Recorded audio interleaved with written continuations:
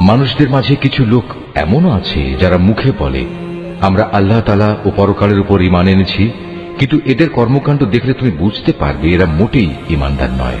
মুখে ঈমানের দাবি করে এরা আল্লাহ তাআলা ও তার নেক বান্দাদের সাথে প্রতারণা করে যাচ্ছে। মূলত এ কাজের মাধ্যমে তারা অন্য কাউকে নয়, নিজেদেরই ধোঁকা দিয়ে যাচ্ছে, যদিও এ ব্যাপারে তাদের কোনো প্রকারের চৈতন্য নেই। আসলে এদের মনের ভেতর রয়েছে এক ধরনের মারাত্মক ব্যাধি। প্রতারণার কারণে আল্লাহ তাআলা এদের সে ব্যাধি বাড়িয়ে দিয়েছেন। তাদের জন্য রয়েছে আল্লাহ তাআলার পক্ষ থেকে পীড়াদায়ক আযাব, কেননা তারা মিথ্যা বলছিল। তাদের যখন বলা হয় তোমরা এই শান্তিপূর্ণ জমিনে অশান্তি ও বিপর্যয় সৃষ্টি করো না, তখন তারা বলে না, আমরাই তো বরং সংশোধনকারী।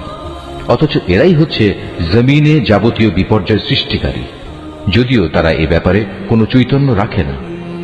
তাদের যখন বলা হয় অন্য লোকেরা যেমন ঈমান এনেছে তোমরাও তেমনি ভাবে ঈমান আনো, তারা বলে হে নবী, তুমি কি চাও আমরাও নির্বোধ লোকদের মতো ঈমান আনি?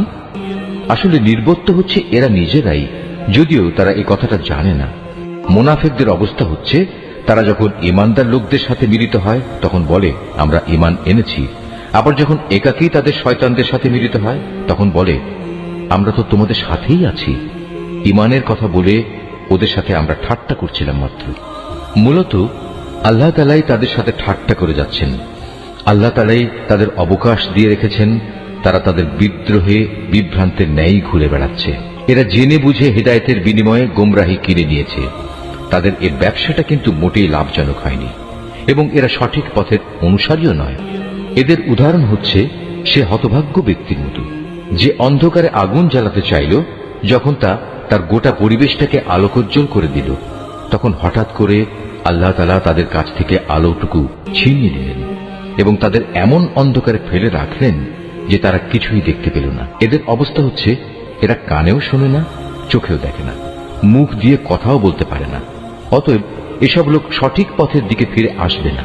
অথবা এদের উদাহরণ হচ্ছে আসমান থেকে নেমে আসা বৃষ্টির মতো, এর মাঝে রয়েছে আবার অন্ধকার, মেঘের গর্জন ও বিদ্যুতের চমক। বিদ্যুৎ গর্জন ও মৃত্যুর ভয়ে এরা নিজেদের কানে নিজেদের আঙুল ঢুকিয়ে রাখে।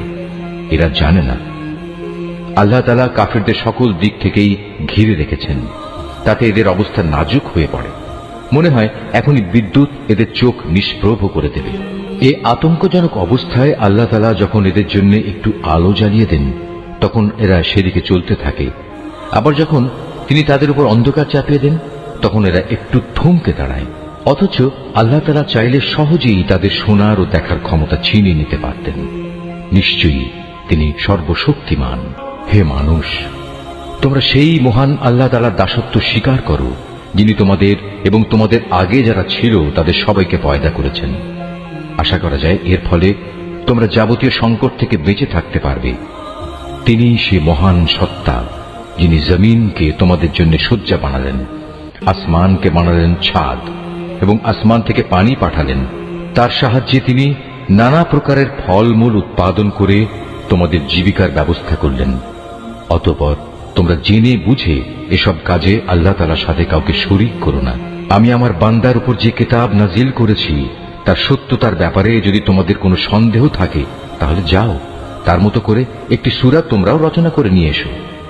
এক আল্লাহ ছাড়া তোমাদের আর যেসব বন্ধু বান্ধব রয়েছে তাদেরও প্রয়োজনে সহযোগিতার জন্য ডাকো, যদি তোমরা তোমাদের দাবিতে সত্যবাদী হও।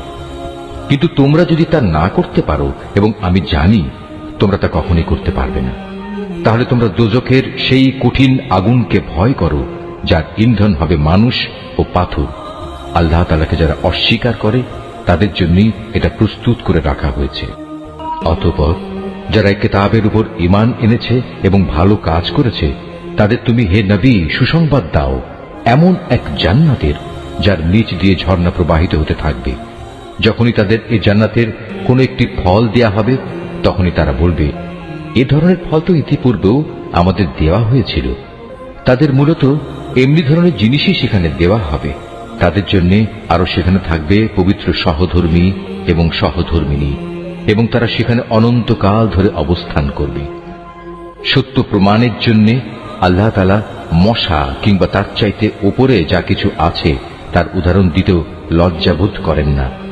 যারা আল্লাহর বাণীতে বিশ্বাস স্থাপন করে তারা জানে এ সত্য আল্লাহর কাছ থেকেই এসেছে। আর যারা আগেই সত্য অস্বীকার করেছে তারা একে না মানার অজুহাত দিতে গিয়ে বলে, আল্লাহ তাআলা এ উদাহরণ দ্বারা কি বুঝাতে চান? এভাবে একই ঘটনা দিয়ে আল্লাহ তাআলা অনেক লোককে গুমরাহিতে নিমজ্জিত করলেও বহু লোককে তিনি আবার এ দিয়ে হেদায়েতের পথও দেখান। আর কতিপয় পাপাচারী ব্যক্তি ছাড়া তিনি তা দিয়ে অন্য কাউকে গুমরাহিতে নিমজ্জিত করেন না। এরা হচ্ছে সেসব লোক যারা আল্লাহর ফরমান মেনে চলার প্রতিশ্রুতি দেওয়ার পর তা ভঙ্গ করে। ব্যক্তি ও সমাজ জীবনে আল্লাহ তাআলা যেসব সম্পর্কের ভিত মজবুত করতে বলেছেন তা তারা ছিন্ন করে। সর্বোপরি জমিনে অহেতুক বিপর্যয় সৃষ্টি করে।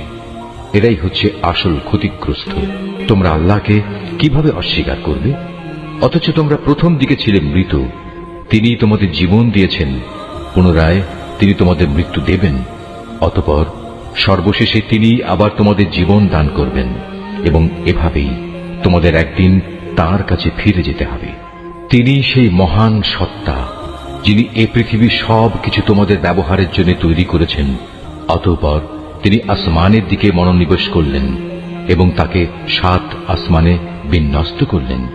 তিনি সবকিছু সম্পর্কেই সম্যক অবগত আছে। হে নবী, স্মরণ করো যখন তোমার মালিক তাঁর ফেরেশতাদের সম্বোধন করে বললেন, আমি পৃথিবীতে আমার খলিফা বানাতে চাই। তারা বলল, তুমি কি এমন কাউকে খলিফা বানাতে চাও যে তোমার জমিনে বিশৃঙ্খলা ও বিপর্যয় সৃষ্টি করবে এবং স্বার্থের জন্য তারা রক্তপাত করবে? আমরাই তো তোমার প্রশংসা সহকারে তোমার তাসবিহ পড়ছি এবং প্রতিনিয়ত তোমার পবিত্রতা বর্ণনা করছি। আল্লাহ তাআলা বললেন, আমি যা জানি তোমরা তা জানো না। আল্লাহ তাআলা অতঃপর তাঁর খলিফা আদমকে প্রয়োজনীয় সব জিনিসের নাম শিখিয়ে দিলেন। পরে তিনি সেগুলো ফেরেশতাদের কাছে পেশ করে বললেন, তোমাদের আশঙ্কার ব্যাপারে তোমরা যদি সত্যবাদী হও তাহলে তোমরা আমাকে এর নামগুলো বলো তো। ফেরেশতারা বলল, হে আল্লাহ তাআলা, তুমি পবিত্র। আমাদের তো এর বাইরে আর কিছুই জানা নেই যা তুমি আমাদের শিক্ষা দিয়েছ। তুমিই একমাত্র জ্ঞানী, একমাত্র কুশলী। আল্লাহ তাআলা এবার আদমকে বললেন, তুমি ফেরেশতাদের সে নামগুলো বলে দাও। অতএব আদম আল্লাহর নির্দেশে ফেরেশতাদের সামনে নামগুলো যখন সুন্দরভাবে বলে দিল, তখন আল্লাহ তাআলা বললেন, আমি কি তোমাদের বলিনি যে আমি আসমান সমূহ ও জমিনের যাবতীয় গোপন বস্তু জানি এবং তোমরা যা কিছু প্রকাশ করো আর যা কিছু গোপন করো আমি তাও ভালোভাবে জানি। আল্লাহ তাআলা যখন ফেরেশতাদের বললেন, তোমরা সম্মানের প্রতীক হিসেবে আদমের জন্য সাজদা করো, অতঃপর তারা আল্লাহর আদেশে আদমের সামনে সাজদা অবনত হল, শুধু ইবলিস ছাড়া। সে সাজদা করতে অস্বীকার করল এবং অহংকার করল। অতঃপর সে নাফরমানদের দলে শামিল হয়ে গেল। আমি বললাম, হে আদম, তুমি এবং তোমার স্ত্রী পরম সুখে এই বেহেশতে বসবাস করতে থাকো এবং এর নিয়ামত থেকে যা তোমাদের মন চায় তাই তোমরা স্বাচ্ছন্দ্যের সাথে আহার করো। তবে এই গাছটির পাশেও যেও না, অন্যথায় তোমরা দুজনই সীমা লঙ্ঘনকারীদের মধ্যে শামিল হয়ে যাবে। কিন্তু শয়তান শেষ পর্যন্ত সেখান থেকে তাদের উভয়ের পদস্খলন ঘটাল। তারা উভয়ে বেহেশতের যেখানে ছিল সেখান থেকে সে তাদের বের করেই ছাড়ল।